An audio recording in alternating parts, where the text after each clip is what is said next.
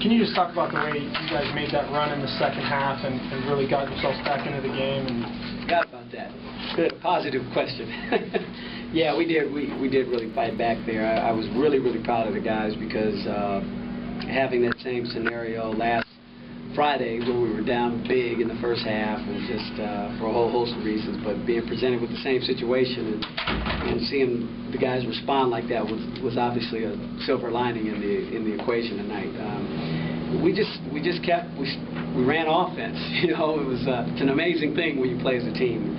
There was a lot of drive and dish opportunities, a lot of extra passes made for jumpers. We knew we were a little bit quicker at the guard spots, and from the wings when we had driving opportunities, we took advantage of that, got to the free throw line. So I was real proud that they executed exactly what we wanted to do coming out in the second half, and unfortunately, you know, fell short. That's a big hole to climb against a good team. So you guys got away from Raymond. I think his last point was with 5 minutes left in the first half. What happened? Was it something they did, or you guys just? When he made 2 threes, you're talking about? No, when you guys got away from the big guy, Raymond. Hamadou. Oh, Hamadou. Oh, Rahman. Yeah. Raman. What happened? What was going on? I'm not sure if I understand what you're asking. You're saying you guys? He scored one of his last points with 5 minutes left in the first half, and then he only had 2 points in the second half. What happened? Hamadou? Okay. All right, got you. Well, we tried to go inside, but the guards got going a little bit, and we were punching it inside to them, and you know, as a result of our speed game starting to kick in, which is our fast break game, and typically he won't get a lot of looks if we're going like this, you know. So that was one of the reasons, because we were pushing a little bit harder. And then they did a good job of fronting down low. Ham's got to work harder to know that when they do that, we got to get reversal and try to go inside after that. But you're right, he was scoring well. I think he was 5 for 5, maybe 5 for 4, 5 for 5. I don't know, the first half. So obviously we talked about that in the second half going back in. But then it got to turn into a track meet. And, he's not the most brisk fellow yet, but he will be when he's a senior, so we'll get him there.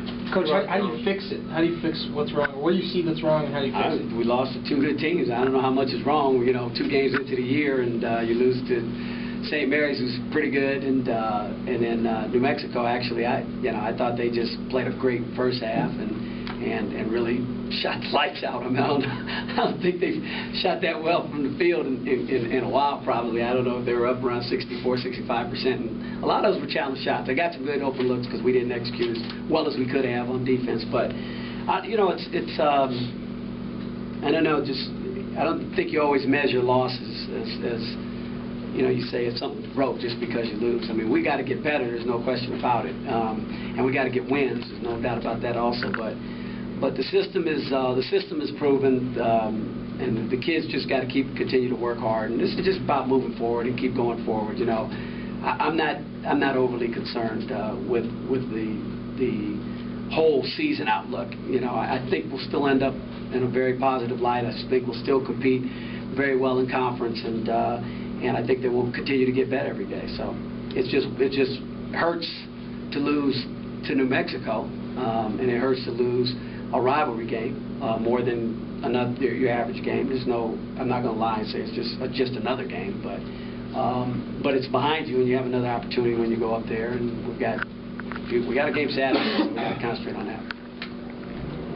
Randy? Did Jay want to get going after that? Those 2 3-point plays, it seemed like after that, in the second half, kind of got going. After yeah, we talked about him being a little bit more aggressive in the second half, and in terms of driving the ball. Both him and Gibb did a good job of that and creating shots for their teammates, and that was part of the firecracker that got our offense started. Coach Menzies, defensively, do you think you guys have to play better on that end of the court, or it was a matter of you and them just hitting shots, or do you have to play better on that end of the court? Well, I think it's a combination of 2, but probably more our fault than not. You know, I think we're having defensive breakdowns off the ball on the weak side of the ball a lot. We did a better job of keeping guys in front of us, which was where we were really bad on Friday, and we did a better job at that. But then we were hugging our man on the weak side, and we didn't get off to the ball, and you know, still working progress. Yeah, it is, it'll get better. You know, it got better in the second half. Unfortunately, it wasn't good enough to win the game.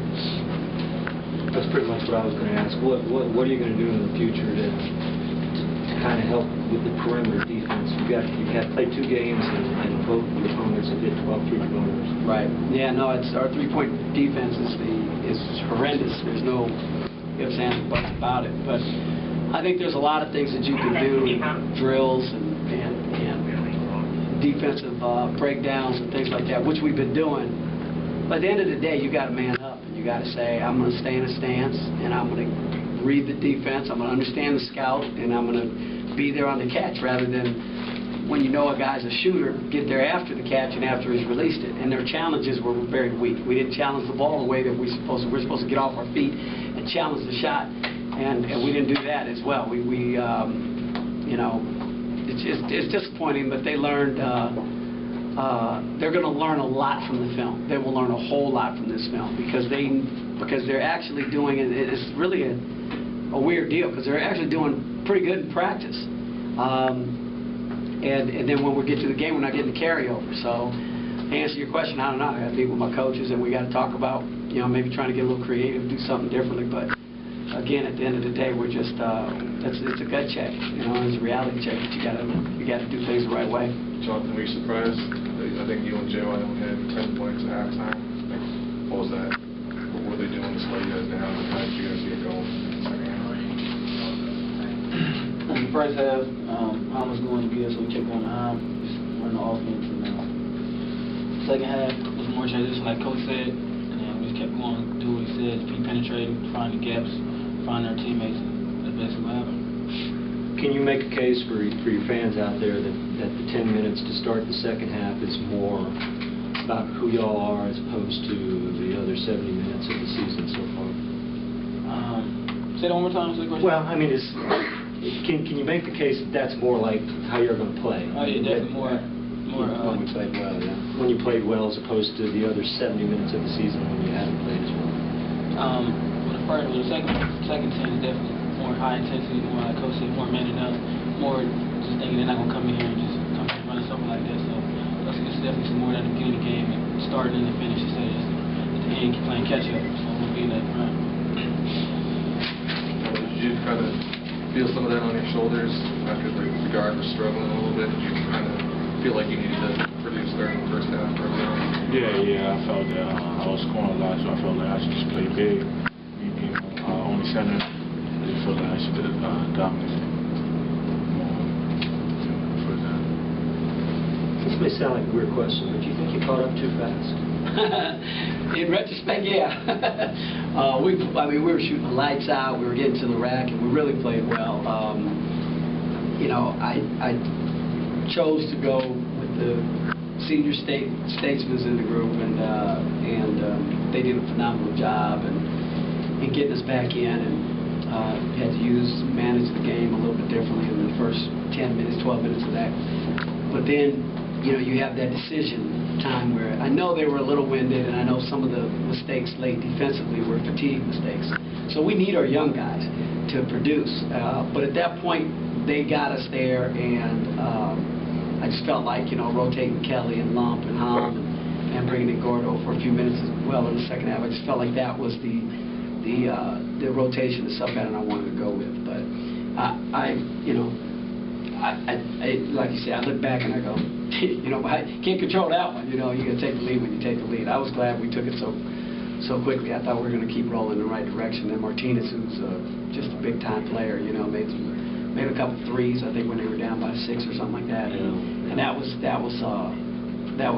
big, because I think we almost had him getting tight. And had he missed a couple of those, or we did a better job defending them, whatever the case may be, and we come down and we score, we get fouled, and we get a couple of free throws, and we get up, now you could have a different scenario. And I can manage the game differently, too, in terms of my play calling, but I didn't get that chance. Anything else? Okay, thank you.